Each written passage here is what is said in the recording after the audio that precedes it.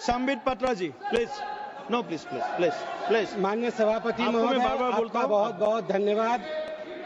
आज एक ऐसा दिन है जो मैं कहूंगा कि अजीब दास्तां है।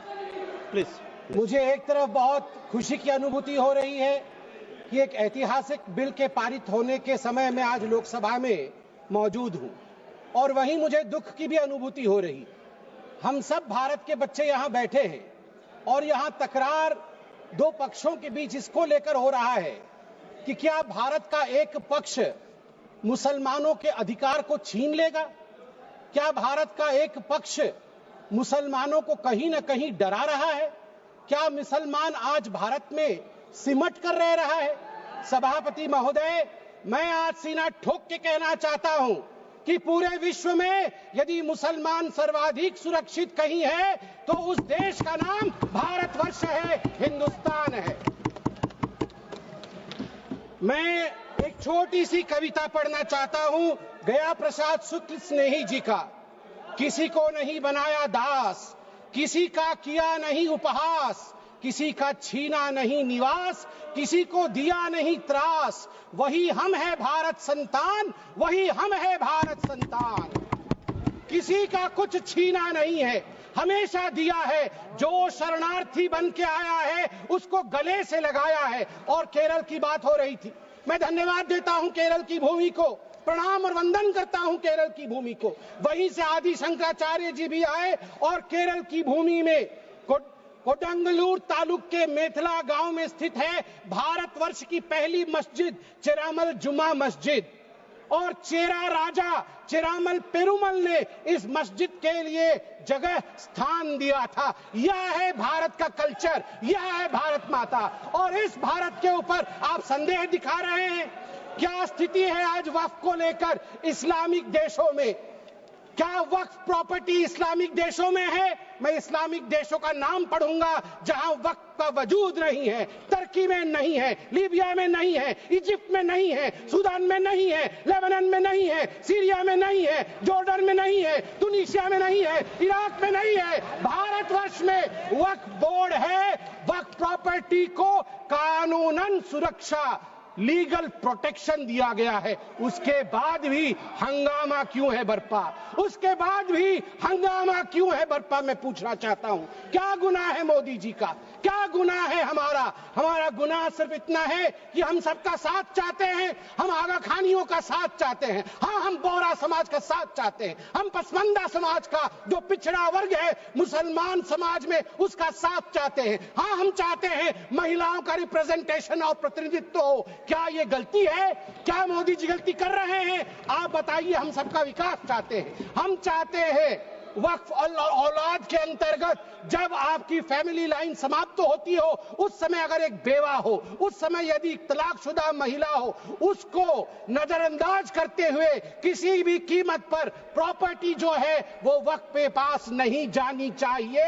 ये अगर मोदी जी सुरक्षित महिला को सुरक्षा दे रहे हैं, सुनिश्चित कर रहे हैं, तो किसी को क्या दिक्कत हो रही है? मैं यहां कहना चाहता हूं, जहां तक दान, क्योंकि वक्फ का मतलब दान होता है और हर धर्म में, मेरी बहन अभी सिख धर्म के विषय में बता रही थी, मंत्री जी भी सिख धर्म के विषय में बता रहे थे, सेवा और दान, इसके आधार पर सिख धर्म आज देश का विदेश में जाना जाता है।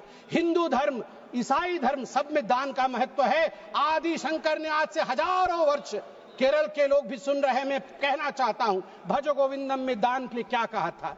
गेयं गीता नाम सहस्त्रम ध्येयं श्रीपति नाम ध्येयं श्रीपति रूपमजस्रम नेयं सज्जन संगे चित्तं देयं दीन जनाय जवित्तम।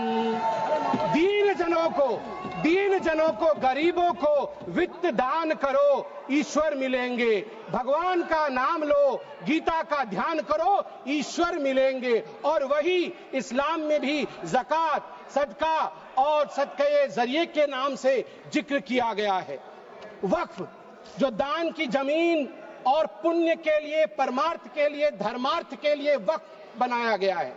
वक्फ के बोर्ड में आज जो लोग कह रहे हैं कि वक्फ एक्ट में ये जो अमेंडमेंट है ये अनकॉन्स्टिट्यूशनल है, ये किस आधार पे कह सकते हैं? 1995 में वक्फ एक्ट आया, मतलब उससे पहले से चल रहा था। 1995 एक्ट के अंतर्गत अभी हम चल रहे हैं।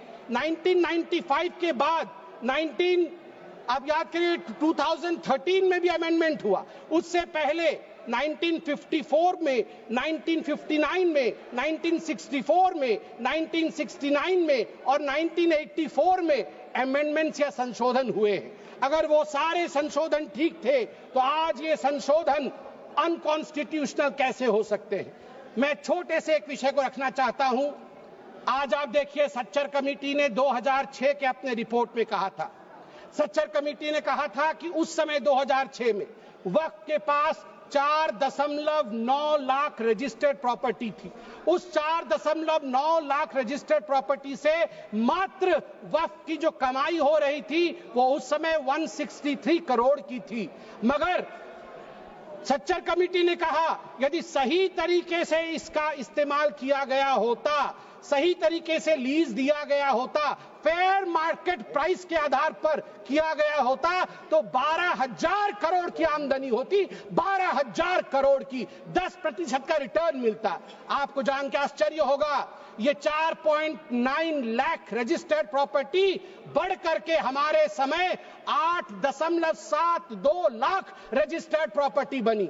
मतलब 20,000 करोड़ से 25,000 करोड़ तक की आमदनी होनी चाहिए, मगर आमदनी हुई कितनी? 2019 से 2021 के बीच में 166 करोड़ और 2025 में आपको जान के आश्चर्य होगा, अभी माननीय गृह मंत्री जी ने बताया लीज रिकॉर्ड 0 और आमदनी 9.92 करोड़ रुपए मात्र। उस समय 2006 में 162 करोड़ और जब ये डिबेट हो रहा है तो 9.92 करोड़। प्रॉपर्टी डबल हो गई मगर पैसे घट गए। कहां गए वो पैसे, किसके जेब में गए वो पैसे? यदि ये पारदर्शिता। वैसे सभापति महोदय, मुझे एक बात में संशय है, मुझे लगता है उत्तर प्रतिपक्ष वाले ही दे पाएंगे। आज बड़ी चर्चा हुई है, आज चर्चा में कहा गया कि सबसे ज्यादा जमीन 3 ऐसे शख्सियत है उनके पास है, रेलवे के पास, आर्मी के पास, वो देश की जमीन है, और उसके पास वक्फ बोर्ड की जमीन है। मगर मुझे इसमें संशय है, मुझे लगता है तीसरे नंबर की जमीन तो किसी परिवार के बोर्ड के पास है। अगर सही से देखा जाए, आप ध्यान से देखिए, एक परिवार का बोर्ड है, अरे है एक परिवार का बोर्ड, उसके पास हो सकता है इससे अधिक जमीन निकले। सभापति महोदय, घंटी तो उनकी बजनी चाहिए, आप हमारी मत बजाइए। सभापति महोदय, मैं आपको, अरे मैं किस परिवार के बारे में बोल रहा हूं, आप क्यों विचलित हो रहे हैं? वो उधर हैं, उधर हैं। अब आप चिंता मत करें, उधर हैं, आपको नहीं।